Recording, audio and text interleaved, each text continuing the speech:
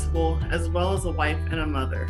I've learned the academic life coaching principles and I've started to embed them in my role as the high school principal, and I really enjoy being able to see its impact in my students and in my teachers.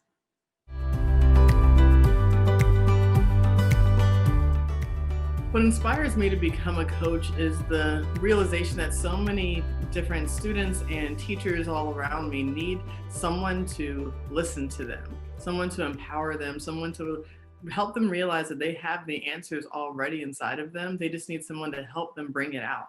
And so I like to be able to be a facilitator to their learning about themselves and help them understand that they have all the power and they just need someone to come along the side of them to guide them along the way, but also ultimately to turn it over to them so that they take this learning and then they're able to do this on their own as they go throughout their high school careers or throughout their careers as educators.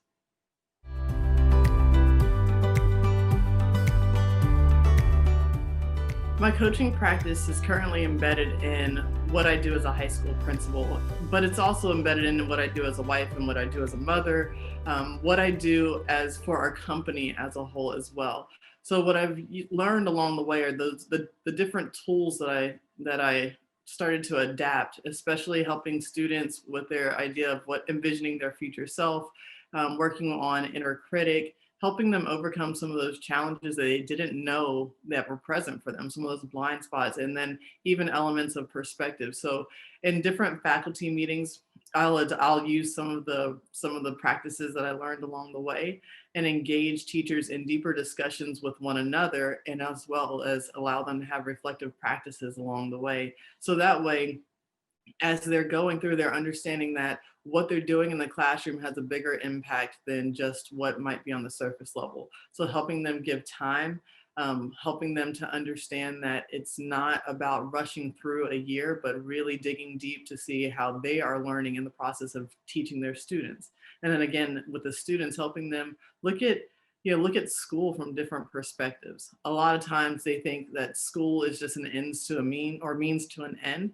And what we want them to what I want them to understand is that every part of the journey is an important part. And that, if they're having stress around test taking, if they're having stress around social, issues with their friends, it's all about looking at some of their perspectives along the way as well. And if we're able to take time and infuse more time into the school day and time into their own, personal lives at home, then they start to have these realizations for themselves that, wow, I actually do have answers. I actually can do these things on my own, and this isn't as bad as I thought it was.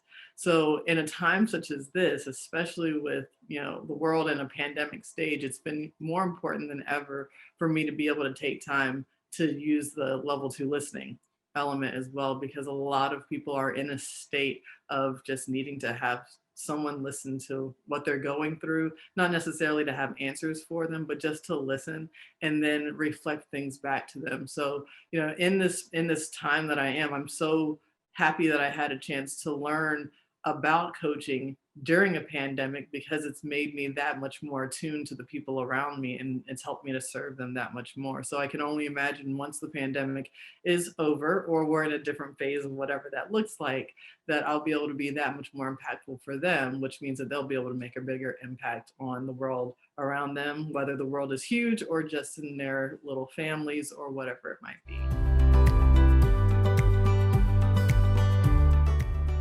What I would say is a vision for my coaching business, or just the way I see coaching as being part of my role in the future, has everything to do with being a chief wellness officer in some way. And when I think about being a chief wellness officer, I think about the importance of identity, the importance of well-being overall, whether it's social, emotional health, whatever it might be, using all the principles of coaching to help other professionals be the best people that they can be. And this is especially in the education sector, where if we have really well teachers in the classroom, that means that we can empower them to develop well students. So I see the ability to take whatever I've learned from there and even help others come to coaching on their own. So if they can start to learn the coaching principles, if they can start to go through the academic life coaching, then they will be able to make bigger impacts, bigger changes for their students as well. And then for the other people in their lives, because it goes beyond just what happens within a school. So I would just want to be able to point people in the right direction as well. So now that I've learned all of these things and been able to help different students and different teachers around me, when I get into that position, I can see that happening on an even bigger scale. And in that process, I just think that there's so many changes that can happen that are going to move people along, help them be able to navigate their spaces a lot differently, help them to be able to take stock of what's going well, what's not going well, and then help them empower them to change those things. Help them, walk through the process of how do I see things differently?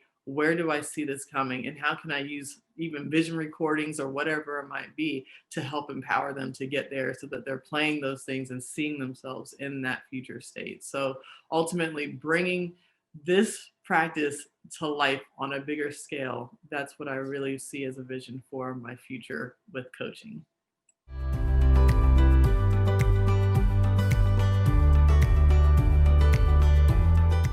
The advice that I would have to give to someone wanting to become a coach is to dive into it fully. Whatever you thought you understood about coaching, get rid of that and come into this with a fresh and open willingness to learn. There are so many different perspectives that people have whenever they think about what a life coach is supposed to be. I know I had a misinformation about what it was.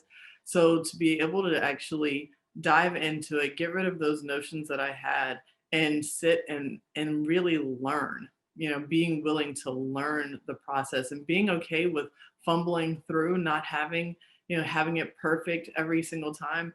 That's fine. I think also advice to just be comfortable with pauses, become comfortable with the silence, because there's a lot of things that happen in those silent spaces between questions and between answers. So being able to just be comfortable just sitting with yourself in silence or sitting with others in silence, that's going to be something that will help so much, so that as you develop your practice, you don't feel rushed along the way, because this is not a rushed process. This is a long process of growth, not only for you, but for the people that you're going to reach out to. So take your time, learn, and be comfortable with the silence.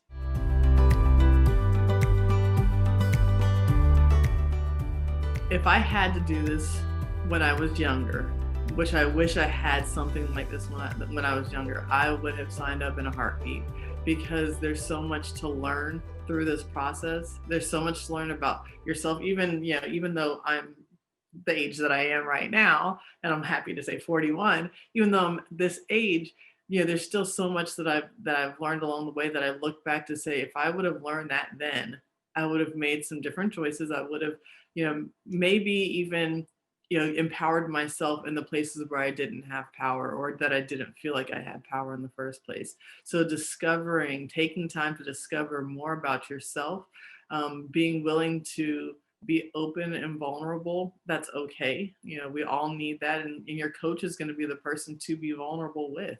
There's a relationship that you'll be able to build that's unique compared to any other relationship that you'll build. So really diving into it, if you have the opportunity to have a life coach, it is powerful. So just take the time, explore. School will come, but this kind of learning is something that you really can't get in schools.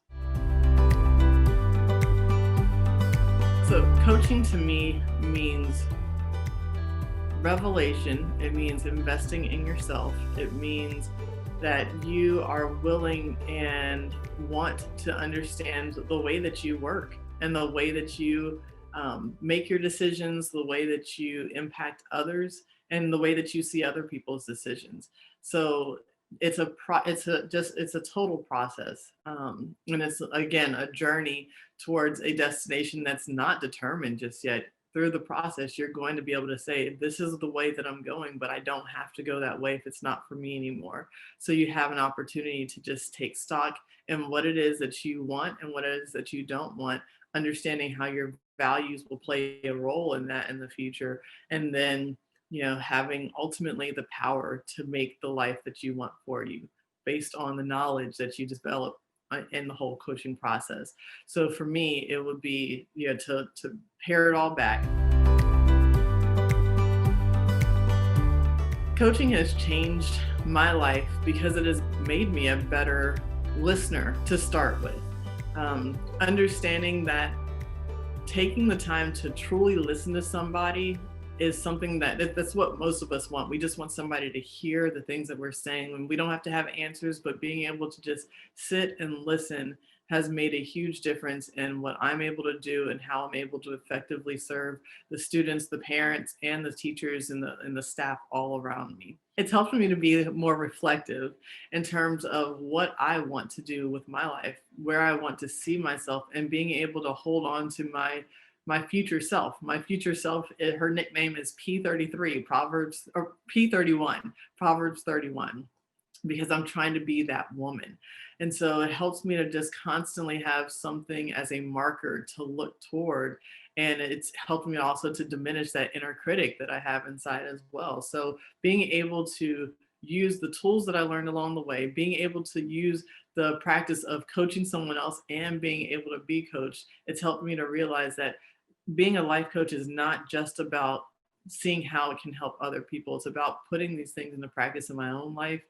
Life coaching has made me better about all the ways that I'm able to be a wife, be a mother, be a friend, be a daughter, a sister to people around me, because I understand that, they're going through things in their own lives. I'm going through things in my own life, and I'm able to take stock in a better way to help me see how I'm impacting them and how I want to make an impact on not only them, but the world around me. So life coaching has truly made a huge change in just the way that the way that I attack the world. And I am so excited about the world that I want to see, and the changes that I know I can bring about. And I know that I'm just getting started, and life coaching helped me to understand that in the first place.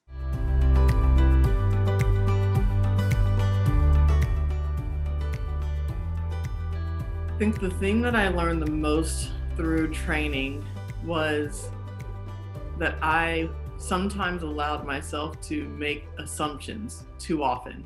And those assumptions would hold me back, from being able to really make the impact that I thought I could see, that I could make with the people around me. Just going through the assumption chart, the perspectives, and all of that, that just made such a huge difference, because I knew that if I was more aware about the assumptions that I had, I could use that tool to help the teachers and the students around me, and even other relationships that I have, you know, helping others realize that we often make assumptions about so many different things, and they're not based in reality. And so if we're able to do a better job of basing these things in reality, if we're able to base more things in reality, then we're able to make better changes, make better decisions about what to do next, and then have better relationships, instead of assuming that someone feels this way or that way, or that this circumstance will end in a specific way. It makes me more open, and I think it helps others to be more open about what the outcome will eventually be in the future. So, really holding on to, you know breaking down assumptions and really leaning into opening up my perspectives to different changes, that was something I really appreciated learning through the process.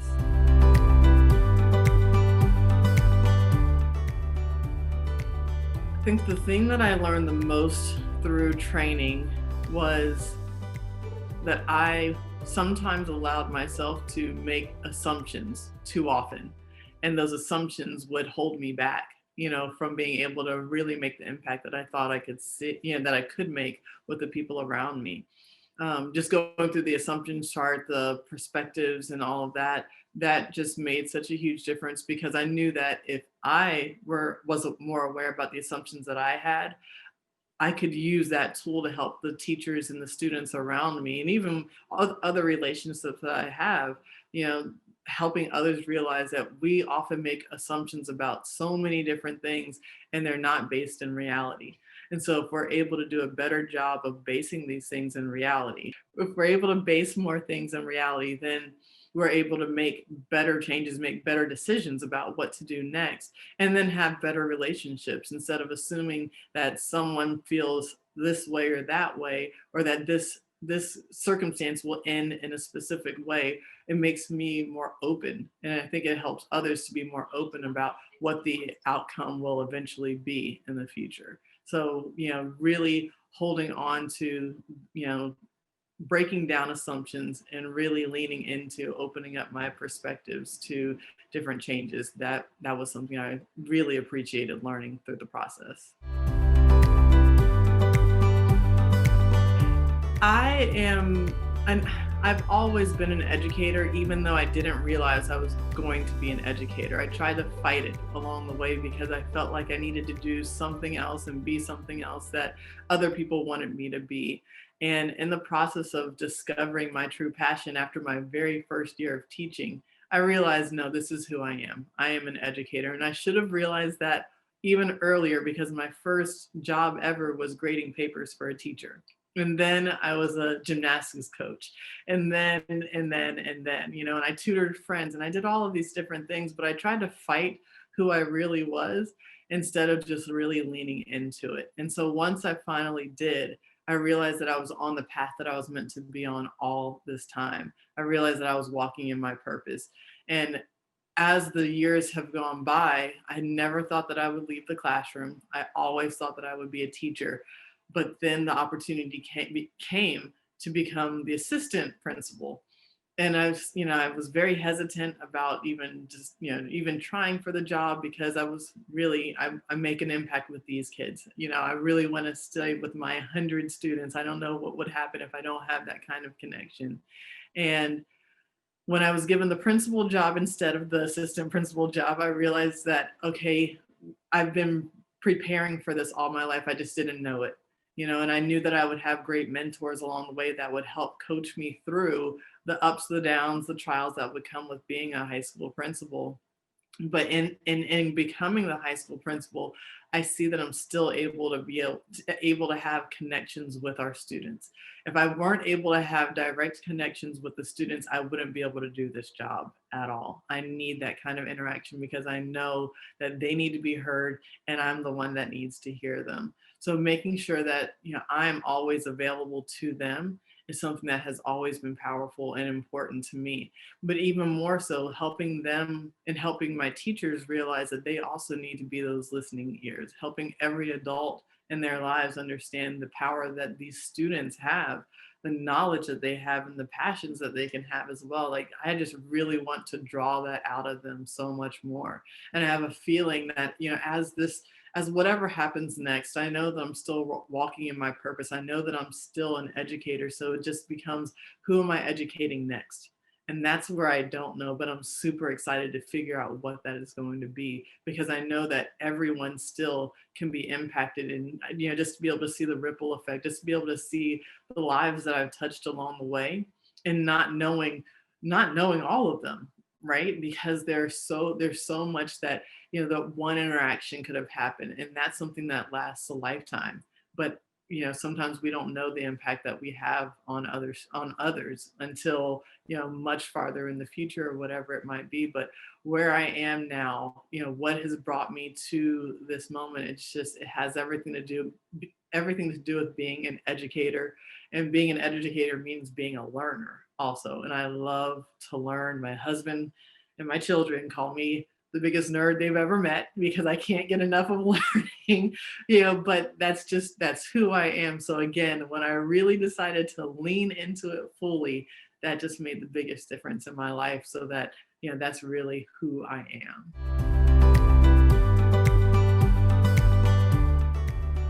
Well, aside from, just my Heavenly Father, like literally my Heavenly Father is the biggest influence. Just because, every principle that I needed to learn, I learned through Jesus and everything. That would be one, ultimate. But outside of that, some of the big influences of my life have just been educators, including my mom, she went to school to be a physical education teacher, but chose a different path where she works on equal employment opportunity for people in the government. So seeing the way that she impacts the lives of the people around her and how she's constantly giving of herself has been huge influence for me. And then my dad, of course, he is a huge influence because what I learned from him, which is something that I connected to coaching once I learned coaching, my dad is a great listener who constantly asks questions and never gives advice. And so I'm just like, wow, he's been coaching me my entire life, and I didn't realize that at all.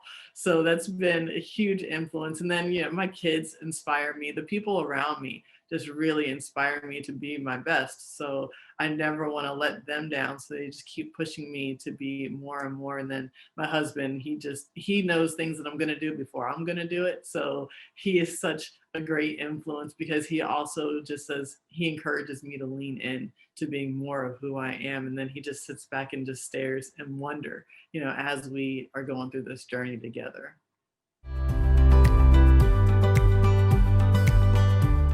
Gloria McLeod from Washington High School, Booker T. Washington High School in Pensacola, was my English teacher whenever I was there in the 10th grade. And whenever I went back to teach at the school, she was still there. And I remember when I got there, she was like, "You can call me Gloria now." And I was like, "No, no, no, I'm still calling you Mrs. McLeod." There's no way that's going to happen. But she just had such a way about her, just a confidence that I was always drawn to. Sometimes I was frustrated by it whenever I was a high school student because I just felt like, why does she just know all the answers? But it was that she did all the work to be able to answer all the questions that we had. So that really inspired me so that whenever I started teaching, I wanted to be like that. I knew that I couldn't have all the answers, but I knew that I could do my work, put in the effort that was necessary in order to be able to have at least as many answers as possible for students to help them along the way. But she's been such a huge inspiration for me, throughout my career. And we still keep in touch with each other.